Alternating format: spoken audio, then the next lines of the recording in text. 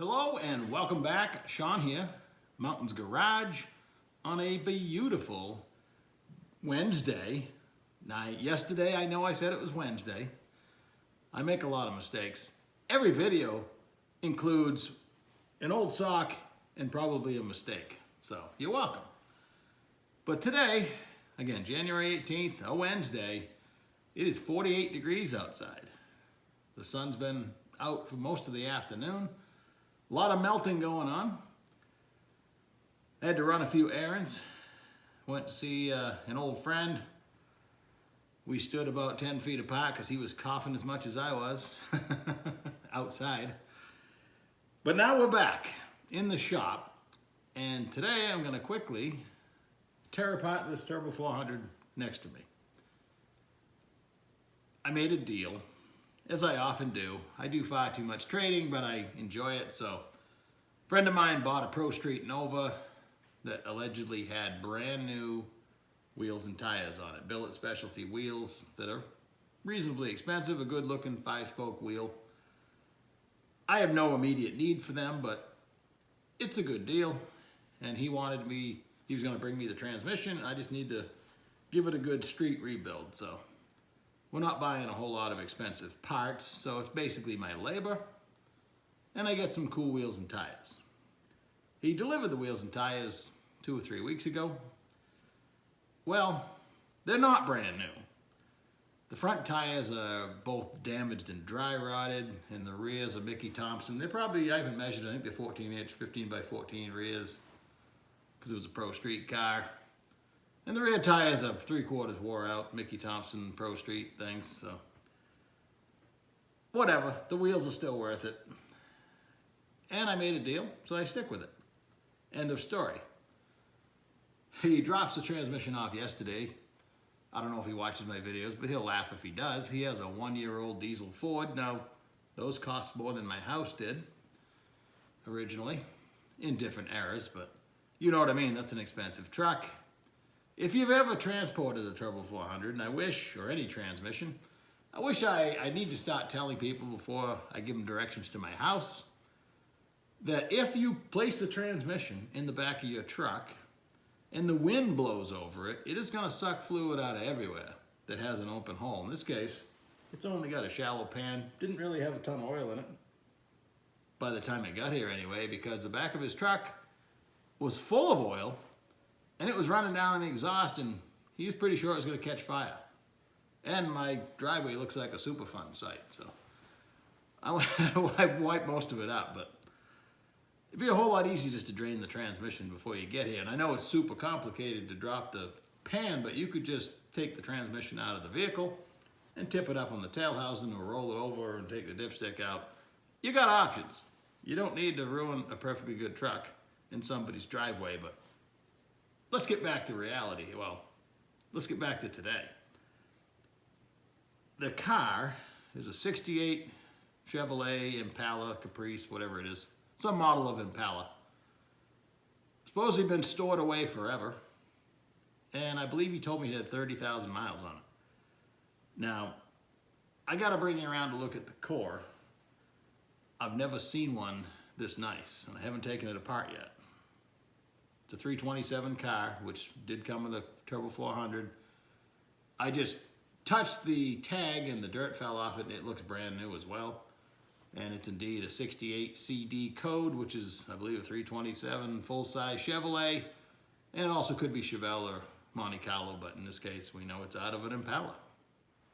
From the outside, it's just your above-average looking core, but it's, it's got grease on it, and it wouldn't jump out at you that it was anything too exciting. It does have the visual clues, a solid metal vent, which means it's pre-7405. And again, the tag is very easy to read. 68 CD, built on the 265th day of 1967 for the 68 model year. Still got the original giant black vacuum modulator. I'm going to go out on a limb, and we're going to find out in a minute if we see any evidence, but from this perspective, probably never been apart. Again, but this is nothing out of the ordinary.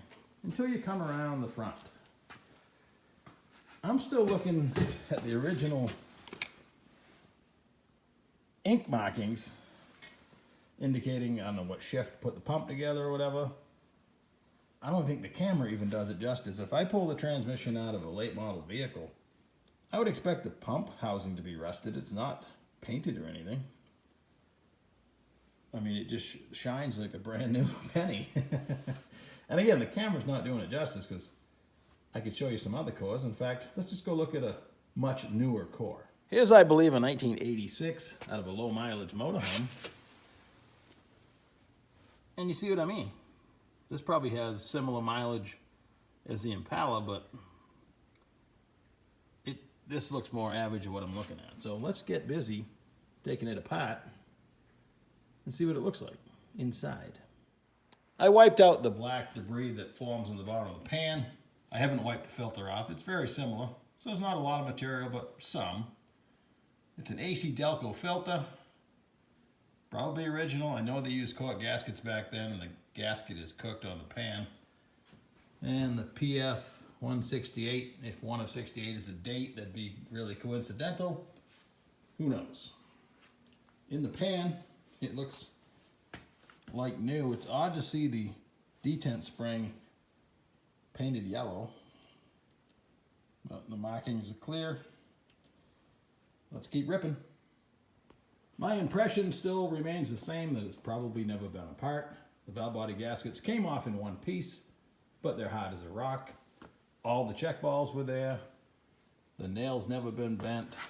The return spring on the parking pawl is going the right direction. Let's keep going.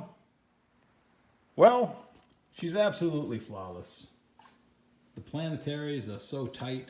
It's as if you're taking apart a brand new transmission. And essentially, we did. The clutches, dated 1967.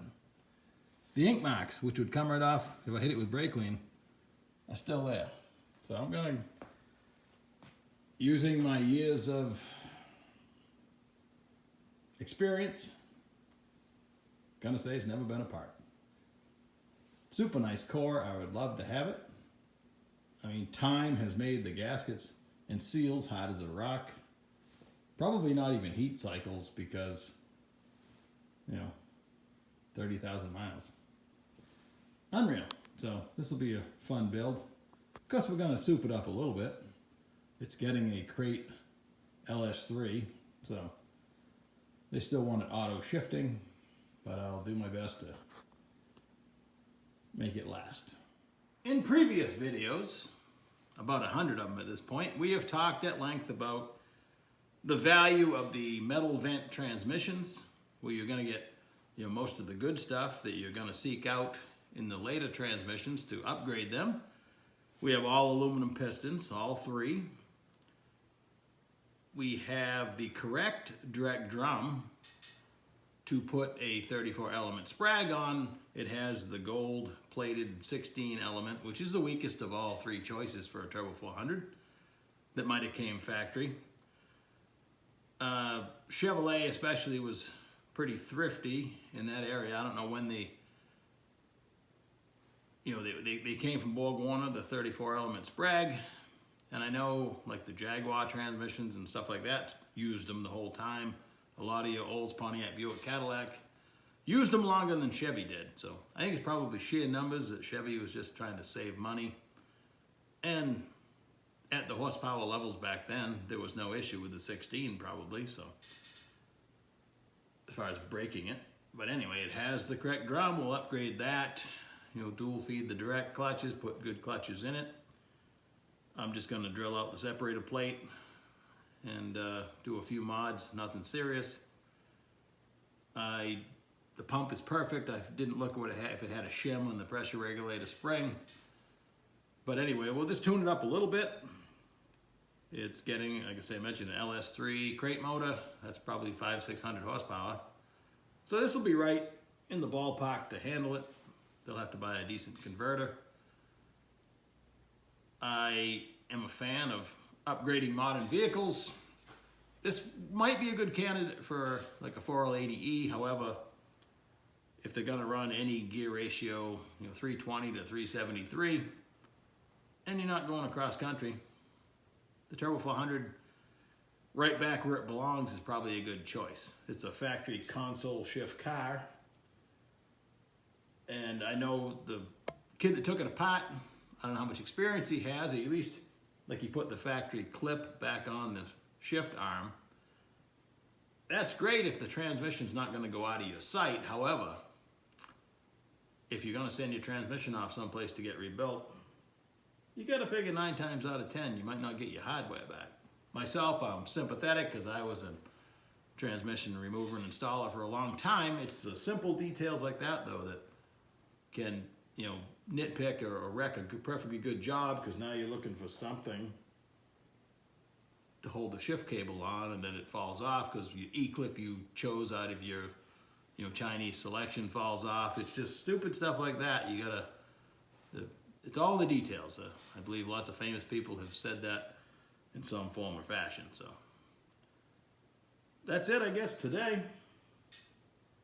We didn't go into a lot of detail. I'll probably show some stuff putting it back together. It's not too exciting, but a lot of people want to see a street build, so maybe we'll at least highlight it. We'll see how it goes. But I needed to get it apart to see what I'm working with, to see if it was actually as nice as I thought. So I wish all the cores I brought home looked just like this. But we'll refinish it either way. Thanks for watching. Catch you in a few days. Maybe tomorrow. I've been hitting almost a video a day. For the last week, I was sick for almost 2 weeks and didn't do a lot, so I get into a groove, and my new phone's working pretty good. The battery life is not what I had hoped, but that's okay. I'm filthy. In case you notice, I am actually, like Shopcoat, took a beating today. I lowered the rear end down in the 55 so I could get the massive tires off the back.